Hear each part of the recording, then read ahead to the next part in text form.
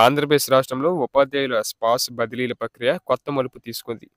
విద్యాశాఖ అధికారులు 850 మంది ఉపాధ్యాయుల బదిలీలు దరఖాస్తులను సీఎం రేవంత్ రెడ్డి ఆమోదానికి పంపించారు. ఈ బదిలీల ప్రక్రియకు సంబంధించి చివరి నిర్ణయం త్వరలో వెలువడనుందని సమాచారం.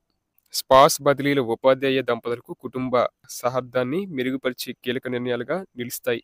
అలాగే 850 మంది ఉపాధ్యాయులు తమ భర్తలు లేదా పిల్లలు వేరే జిల్లాలో పనిచేస్తున్నందున ఒకే ప్రాంతంలో పనిచేయాలనే ఉద్దేశంతో దరఖాస్తులు సమర్పించారు.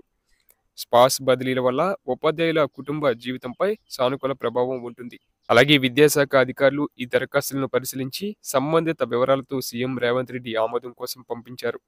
విద్యాశాఖ మంత్రి హోదాలో సీఎం ఆమోదం ఇవ్వడం ద్వారా బదిలీల ప్రక్రియకు పచ్చజెండా ఊపబడుతుంది.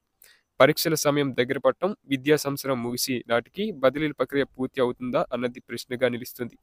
ప్రస్తుత విద్యా సంవత్సరం ముగిసేందుకు మరో 3 నెలల సమయం మాత్రమే ఉంది. పరీక్షల సమయం కారణంగా ఉపాధ్యాయుల పని బరువు పెరగనుంది. బదిలీలను ఈ విద్యా సంవత్సరం ముగిసే నాటికి పూర్తి చేస్తే కొత్త ఏడాదికి ముందే ఉపాధ్యాయులు తమ కొత్త పోస్టింగ్ ప్రాంతాల్లో చేరే అవకాశం ఉంటుంది. స్పాస్ బదిలీలు ఉపాధ్యాయ దంపతుల జీవితాల్లో కొత్త వెలుగులు నింపగలవు. దూర ప్రాంతాల్లో పనిచేయడం వల్ల ఉపాధ్యాయ దంపతులు కుటుంబాలతో సమయం గడపలేకపోతారు. ఒకే ప్రాంతంలో ఉంటే పిల్లల విద్యపై మరింత శ్రద్ధ పెట్టే అవకాశం ఉంటుంది.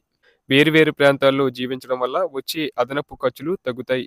ఇక విద్యాశాఖ నుంచి సీఎం ఆమోదం పొందిన వెంటనే 850 మంది ఉపాధ్యాయుల బదిలీలు ఉత్తర్వులు జారీ అవుతాయి. ఈ ప్రక్రియ మరింత పారదర్శకంగా సాగేందుకు ఆన్లైన్ విధానం ఉపయోగపడుతుంది. స్పాస్ బదిలీల ప్రక్రియకు సీఎం రేవంత్ రెడ్డి ఆమోదం తెలపడం కీలకమైన విషయం.